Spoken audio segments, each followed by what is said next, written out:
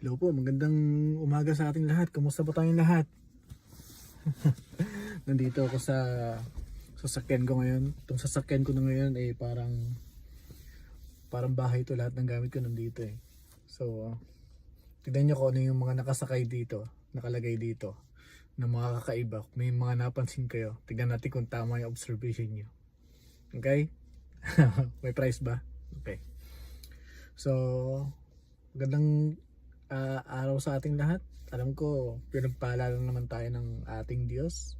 At yung pagpapala, hindi lang natin titignan ng mga material na bagay yan. Okay? Once na napagtagumpayan natin yung mga challenges natin sa buhay natin, pagpapala po yun. Diba? Gumising tayo na may kalakasan, gumising tayo na may magandang pananaw sa buhay. Pagpapala rin po yun. Okay, so umpisahan po natin sa panalangin ang umagang ito. Tayo po yung manalangin. O amang Diyos makapangyarihan sa lahat. Salamat Panginoon. Napakabuti mo sa amin. Napaka palad namin Panginoon dahil meron kaming Diyos na kahit anong oras Panginoon ay maaari naming lapitan Panginoon. At Lord, sa umagang ito, bless us Lord. Patuloy kami lumalapit sa inyo Lord God na may pagpapakumbabang puso, na merong pag-asa. Patuloy namin Panginoon ang binibigay sa inyo Panginoon ng lahat sa aming buhay Panginoon. Lord, salamat. Pagpalain mo bawat isa, buksan mo nga po Panginoon ang aming puso o Diyos upang marinig namin Panginoon ang iyong mga salita sa araw nito. Bless us Lord God. Anoint me, use me Lord God to deliver your message Lord God. Mas malinaw, ma-uplift Panginoon ang bawat isa sa amin. We pray in Jesus name. Amen. So I would like to share now, okay, yung about pagmamahal sa bawat isa. I'm talking about hindi lang sa loob ng church, okay? I'm talking about dun sa mga kapatid natin talaga sa loob ng tahanan, okay? Yung biological brother and sister natin, okay? Minsan kasi napansin nyo, ayun ko lang kung sa akin lang, okay? Or kung sa inyo din, di ba? Minsan mas close tayo doon sa mga kapatid natin sa Panginoon, which is tama naman, di ba? Kasi tignan mo nga naman, di ba, sa Bible nga yung mga magkakapatid talaga nag-iinggitan, like si Cain and Abel, di ba? Nag-inggitan sila, hindi pa maganda yung naging resulta ng kanilang pagiging magkapatid, di ba? Sino pa ba? Yung mga anak ni David, di ba? Well, hindi natin, kung titignan natin talaga biologically brother natin, parang hindi natin sila kasundo. Ako lang ba yun? Pero well, ngayon kasi medyo talagang nire-reach out ko yung kapatid ko talaga na ma-save siya. Yun na lang yung iniisip ko. Talagang as much as possible ay talagang magpapakabait ako para lang maintindihan niya yung salvation na natanggap ko. I mean, lagi akong may pagkakataon na lagi ko siyang patanggapin kapag siya ay mayroong problema. Okay? Umiiyak siya. Lagi ko siyang pinapatanggap kay Lord kasi yun yung assurance ko na yung kapatid ko na to, hindi ko na siya makakasama or something else. Ang alam ko, save siya, tinanggap niya ang Panginoon, and that's it. Kumbaga, meron tayong pananagutan sa ating mga kapatid, sa ating mga kapamilya. Amen? So, mas maganda yata, bago tayo mag-reach out sa iba, reach out natin yung ating family muna sa loob ng tahanan, ating mga nanay, ating mga tata, ating mga kapatid, Okay, bago natin ma-reach out yung ating mga kaibigan. I mean, walang masama doon, di ba? Ang Panginoon, ang sabi niya, you must go to Jerusalem, Samaria, and you must go to the other part of the world. So that's the principles: family, friends, workmate, and pagmi-mission ka kay kung saan ka naman dali ng ating Panginoon. So that's the principles. Okay? So ano ba ang kahalagahan kung bakit natin dapat mahalin ang ating mga kapatid? Siyempre, doon sa principles ng Biblia, okay? Kung i-discuss natin yung importance of a relationship in our lives, siyempre tumatakbo yun sa family, saan ba? Sa workplace natin. Siyempre merong relationship between ourselves and them. Okay? So, that's the principles, di ba? Yung concept ng brotherly love sa Bible, ang dami. Okay? Pero, mas intindihin natin yung kasi when it comes in relationship doon sa kapatid natin sa Panginoon, ang dami namang talagang nakalagay doon, di ba? Romans 12:10, di ba?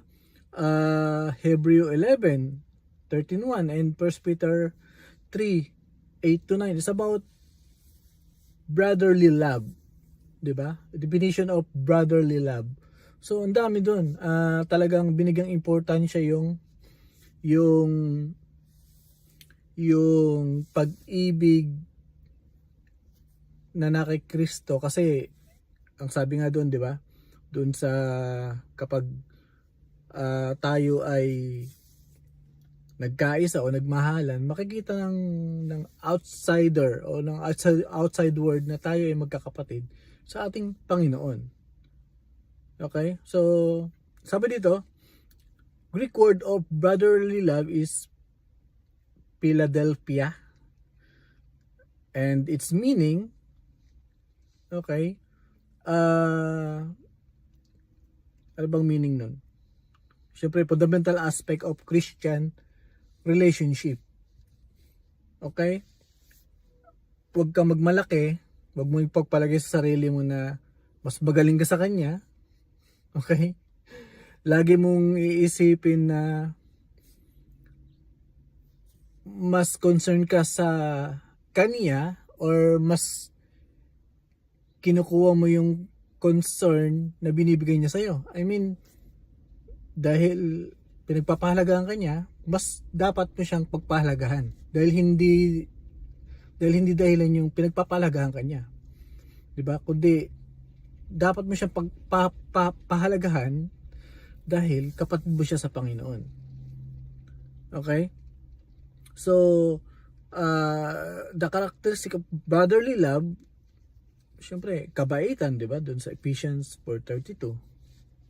Compassion, doon sa 1 Peter 3:8-9. And forgiveness, di ba? Doon sa Matthew 6:14-15. Pag nagkamali siya, patawarin mo kasi hindi ka naman papatawarin ng Diyos kung hindi ka nagpapatawad. Betabi, sino dito yung meron pang kasalanan sa akin tong kapatid kong to And then you go after the church. Okay? Para bang hindi mo binabaliwala yung sama ng loob mo o binabaliwala mo sa sama ng loob mo, and then hindi mo alam na kailangan mo pala siyang patawarin kasi hindi ka papatawarin pala ng Diyos kapag meron kang hindi pinatawad. Diba? That's the concept of brotherly love. At syempre may mga benefits yan or result naman sa ating buhay yun, di ba? Ano yun? Syempre yung harmony ng church. Okay? Yung harmony ng church nandoon. I mean, ang sarap sigurong ma-experience. Ako never ko pang na-experience yun. Okay? Ako, lumalaki ako, nagkakaedad ako, nang nasa loob ako ng church, and then parang somehow naiinggit ako doon sa magkakapatid na nasa loob ng church. They're doing their ministry to the Lord. Parang minsan may pagkakataon sa buhay ko na nag-ministry ako, and then dumating yung tatay ko nag-church. Sobrang natuwa ako kasi alam ko nagsaserve ako kay Lord, tapos yung tatay ko bigla rin siyang umattend, nagsimba siya. At hindi lang yun, nakita ko rin yung kapatid ko na once lang. Okay? Imaginein mo, sa dinami-dami ng linggo na nasa loob ako ng church, hindi ko nakasama ang kapatid ko na mag-church, si Franco. Pero once pumunta sa church, ang tindi ng kagalakan ko sa buhay ko that time. Ang sarap siguro nung makita mo yung kapatid mo, biological brother mo na parehas kayong naglilingkod sa Diyos. Spiritual brother mo na rin. 'Di ba? And ang sarap nun. Ang sarap ng pakiramdam na ganun. I mean, kung walang kasing ligaya ang pakiramdam na yun. 'Di ba? So, brotherly love, such as produce unity and harmony in the church. 'Di ba ang sabi sa Psalms 133 verse 1? Kung tayo'y nagsasama-sama at nag-iibigan, tayo ay masaya or something like that, 'di ba? Kapag tayo daw ay nagsasama-sama, mas lalong tumatatag ang relationship ng bawat magkakapatid. Harmony in the church, okay? So, kaya nakakalungkot minsan isipin, okay, 'di ba? Minsan, yung rejection, sana wag nating maramdaman sa loob ng church. Yung acceptance, sana maramdaman natin sa loob ng church. What I mean is, wala kang pipiliing kapatid mo sa Panginoon. Lahat tatanggapin mo sa Panginoon kung sino man siya. Okay? Encourage and support, 'di ba? Sa Hebrews 10:24 to 25.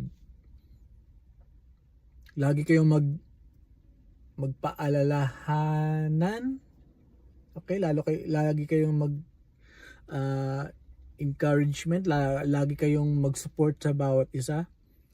Well, in the godly thing, okay? Meron kasing accountability tayo sa bawat isa sa atin.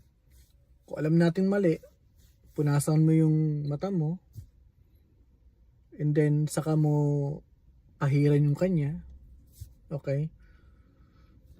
Dahil visualize mo na marumi yung sa kanya dahil malinis yun sa'yo.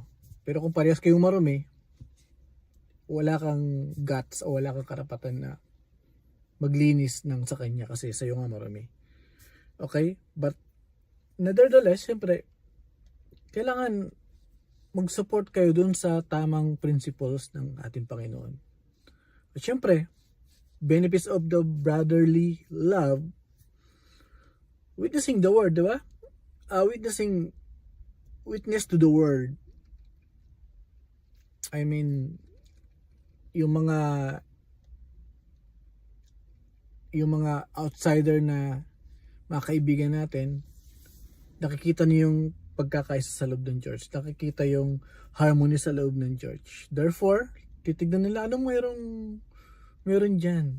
Okay, bakit nabago yung buhay niyo? Bakit parang despite of trouble and hardship, parang payapa pa rin kayo. Parang lagi kayong nagkakaisa. Dahil nararanasan nyo ang pag-ibig ng ating Panginoon. Diba? At syempre, that's a perfect example kung paano natin i-demonstrate yung brotherly love. Reaching out to a brother or sister in need. Kumbaga kung ano yung kailangan niya, kailangan meron kang effort na matulungan, ma-help. Okay? Offering word of encouragement and support. Reconciliation with sisters and brothers in Christ. Kung may pagkakataon na nagkasamaan kayo ng loob, why not? 'Di ba? Huwag ka magmalaki, wag mong sabihin sa sarili mo na mas magaling ka o mas tama ka sa kanya. The more na mas tama ka, lalo ka nagpapakumbaba. The more na mas naiintindihan mo na umunawa, mas nauunawaan mo, the more na mas nagiging silent ka, mas nagiging mababa ka. Gusto ko i-share yung sa Luke 15 verse 11. Alam na natin to, di ba? Babasahin ko. Sinabi pa ni Jesus, isang tao ang may 2 anak na lalaki. Ang wika ng bunso, Ama, ibigay mo na po sa akin ang mamanahin ko at ibinahagi sa kanila ng ama ang kanyang ari-arian. Pagkalipas ng ilang araw, pinagbili ng bunso ang kanyang ari-arian at nagtungo sa malayong lupain. Taglay ang buo niyang kayamanan. So alam na natin yung story nito, okay? Dun sa 11 and papuntang 31. Okay? Dalawang magkapatid ito. Siguro that time talagang mayaman sila, and then merong sinabi tong isang kapatid na to na bigay mo na sa akin yung mga kayamanan mo kasi bibigay mo rin naman. Ngayon na advance mo na, parang ganyan. So ito namang tatay, okay sige, binigay. And then alam natin ang nangyari. Umalis siya, nagpakasaya siya, and then nalustay lahat ng kanyang kayamanan. Okay, may mga specific na ano doon, na idea doon kung paano niya nalustay yung kanyang mga ari-arian. Okay? Talaga nagpakasaya siya. And then suddenly nakita niya yung sarili niya na nandun sa isang sitwasyon na ang habol niya na lang makakain sa isang araw. 'Di ba? Yung pagkain ng baboy halos yun na rin yung pagkain niya. Okay? And then na-realize niya, sabi niya, babalik ako sa aking ama kasi doon may mga katulong sila at kumakain ng sagana. Okay? So, na-realize niya, wala na siyang magawa talaga. Ang kagandahan ng anak na to, okay? Siguro yung principles na yung tatay ko talaga. Yung tatay ko, kapag ako'y nawalan, babalik ako sa tatay ko kasi meron siya. Okay? Ang kagandahan nito sa alibughang anak na to, yung principles na tatay niya, at the end, tatay niya pa rin. Pero hindi, sobrang naiba na yung konsepto niya. Hindi na ako anak ng tatay ko kasi sobrang hindi ako sumunod sa kanya. Hindi na ako anak ng tatay ko, pupunta na lang ako doon para makakain ng maayos, tapos maging katulong na lang. Okay, hindi na lang maging anak. Dumating ba sa point natin na ganun? Huwag tayo maglalayas ha. Pag naglayas ka, siguro mo yung pride mo, pagdating mo sa takdang panahon, establish mo yung sarili mo. Well, hindi naman ganun. Okay? Dahil hindi naman natin mapagmamalaki talaga ang Diyos. Okay? Kagandahan lang dito yung puso natin. Ma-realize natin at the end na yung Diyos natin ay Diyos talaga ng forgiveness. Diba? Lapit ka lang. Kapag nagkamali ka, takbo ka lang. Kapag nangailangan ka, lapit ka lang. Hindi dahil sa alibugha kang anak, kundi alam mo na tatay mo, ipoprovide yung pangangailangan mo. Diba? So alam naman natin, tong anak na to, lumapit siya doon, and then sabi, dumating, nabalitaan, tapos ang ginawa ng tatay niya, supposedly hindi na siya iniisip niya hindi na siya anak. Okay, katulong na lang siya or something like that. Basta makakain lang siya o makaraos na lang siya. Kaysa naman sa dun sa mga pagkain ng baboy yung kanya kinakain. Alam niyo ginawa ng tatay niya? Binigyan siya ng sing-sing. Okay? Binigyan siya ng panyapak. At pinagkatay siya ng matabang guya ng tatay niya. Pinakamataba. Magpipiesta tayo kasi itong anak ko to bumalik. nawala siya, bumalik, patay na siya, nabuhay. Okay? Supposedly, wala na siya dapat makukuha kasi binigay na sa kanya. Pero hindi. It's the new start. Sing-sing, panyapak, and then yung celebration. Kay buti po ng ating amang nasa langit. Pero hindi naman doon ang gusto kong i-share sa inyo. Okay? Ang gustong i-share sa inyo yung kapatid niya. Itong kapatid niya to, very righteous talaga to eh. Committed sa gawain sa bahay, sa farm, talagang inasikaso niya. Itong kapatid niya to, kung itong kapatid niya na to, parang ba't bumalik ka pa? Nasa iyo na lahat ng kayamanan mo, tapos babalik-balik ka rito, okay? Well, brotherly love. Ang sabi ng tatay niya,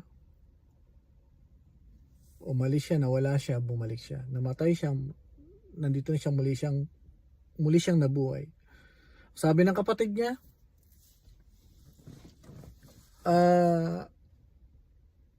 ni minsan hindi niyo ako binigyan ng something na para sayahan kayo magkakaibigan. Tapos siya, umalis siya, naging aligibugha siyang anak, dumating siya. Pinagkatay niyo pa ng pinakamatabang guya. Ito yung pinaka na-miss natin dito sa istorya na to. Ang sabi ng tatay niya, ang lahat ng akin ay sa'yo. What does it mean? Pwede nyo namang i-enjoy. Pwede silang, while they are doing the good job, habang nandun siya doon sa pruder ng tatay niya, minamanage niya yung mga farm or something like that, pwede siya mag-enjoy ng gusto niya para, alam mo yun?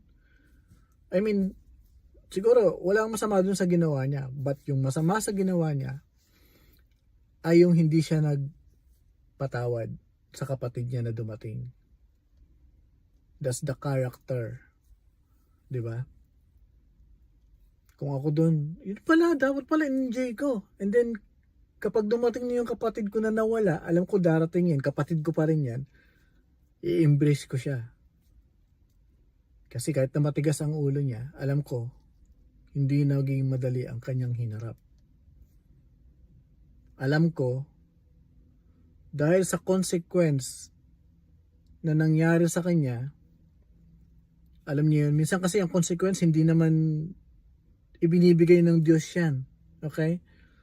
Ayaw nga minsan ang Diyos, ayaw niya naman talaga tayong mahirapan.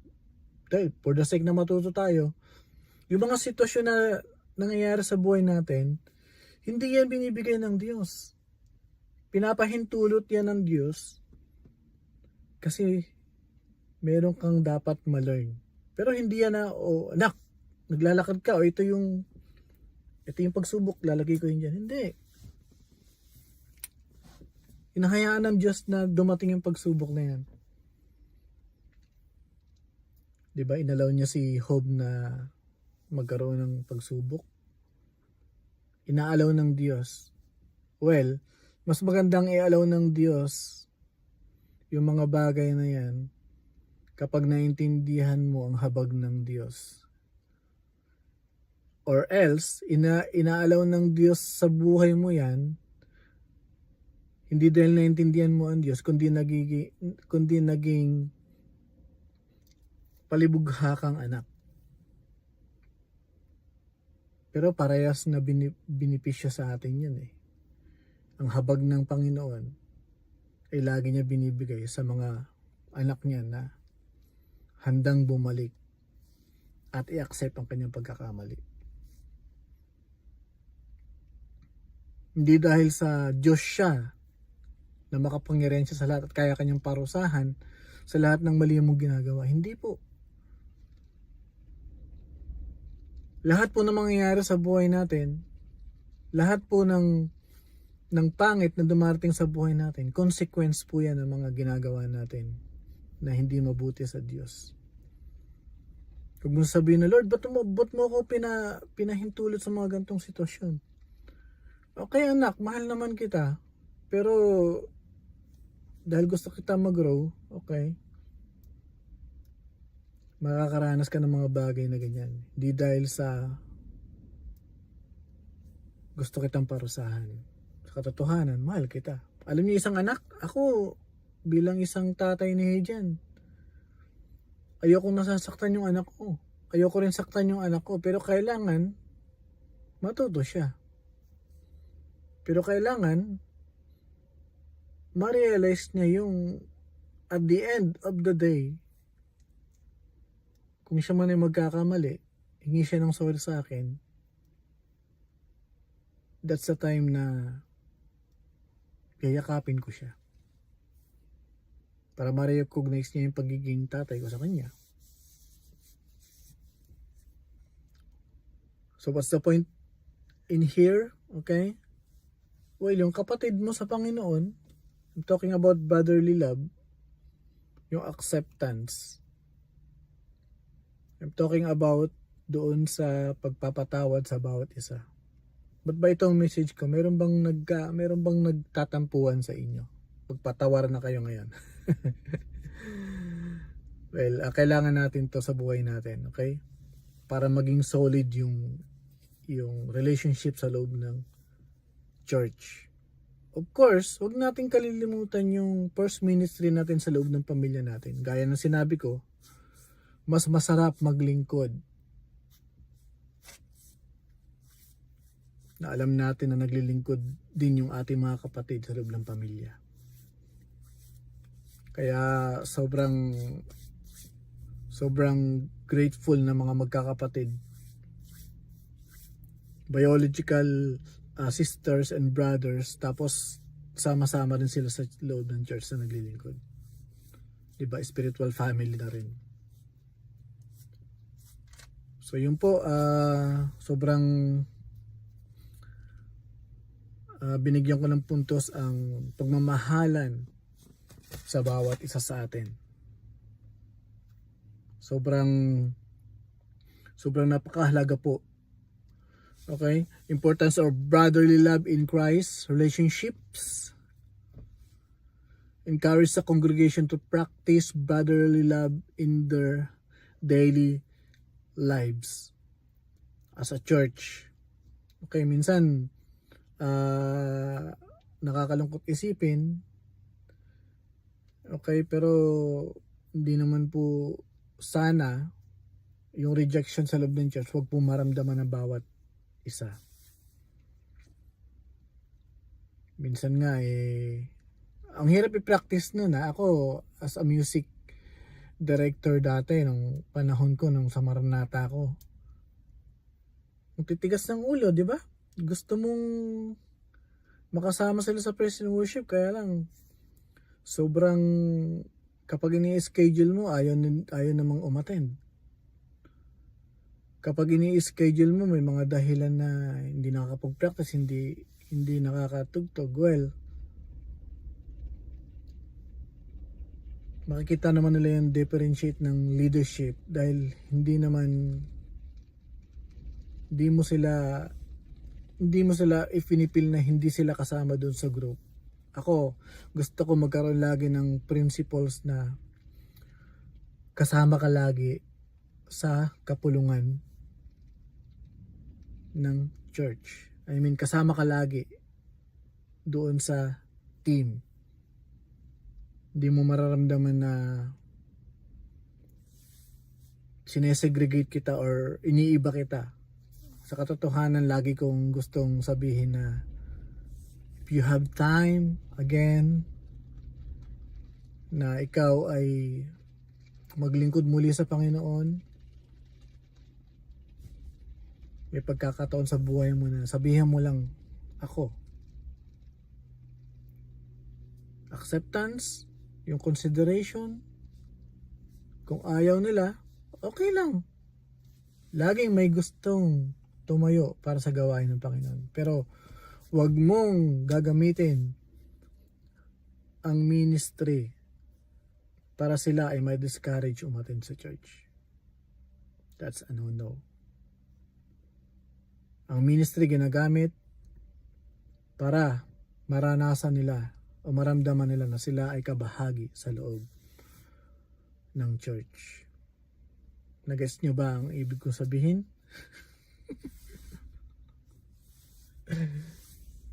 Okay. Sobrang dapat flexible ka. Okay? I'm talking about the ministry kasi doon na-i-imply yung brotherly love. Okay? Doon na-i-imply ang paano ka magiging flexible sa mga sitwasyon na kung saan i-handle mo.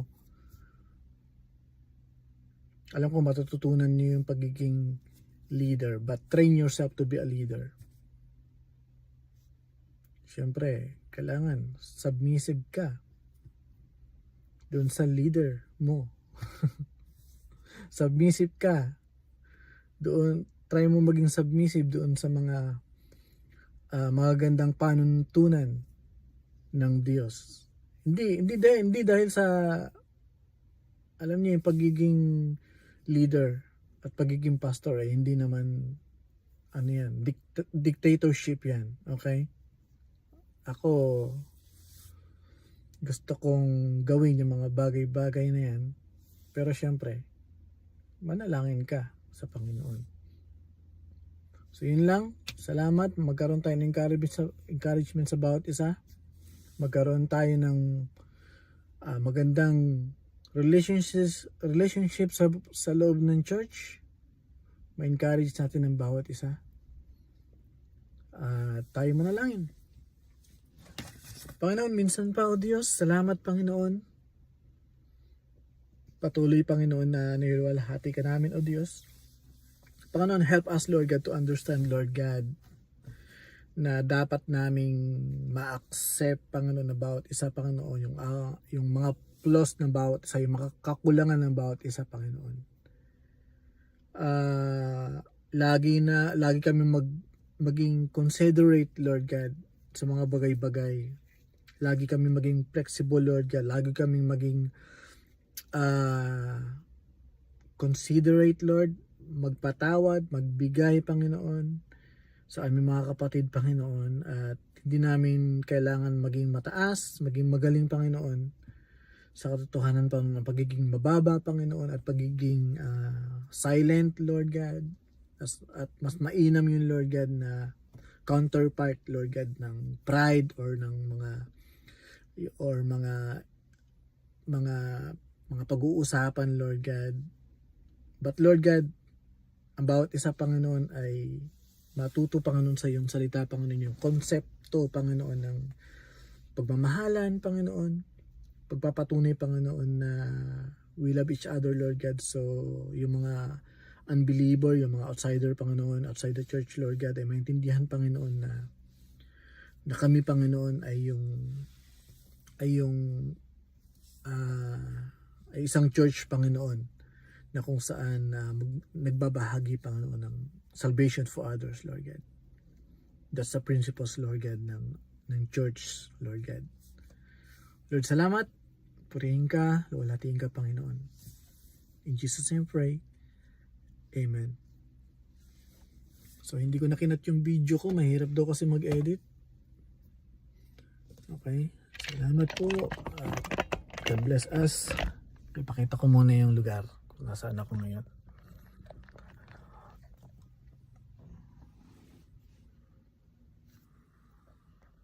Ngayon ay tanghali ang tapat dito. Yan, dito ako nakatira. Yan, dito ako nakatira. Ito yung sasakyan ko. Comment below kung may nakita kayong kakaiba dyan. Yan. So, alam nyo ba yung mga ibang American dito? Mga nawawala ng bahay. Sa sasakyan sila natutulog. Kung gusto nilang mag-refresh, pupunta sila sa mga gym, doon sila maliligo, doon sila mag-refresh, and then sasakyan ulit sila kung papasok sila sa trabaho nila. Ganun lang sila. May mga ganong sitwasyon dito. Okay, hindi porket nasa Amerika perfect na yung buhay. Hindi po. Mas masaya pa rin sa Pilipinas. Okay, good night.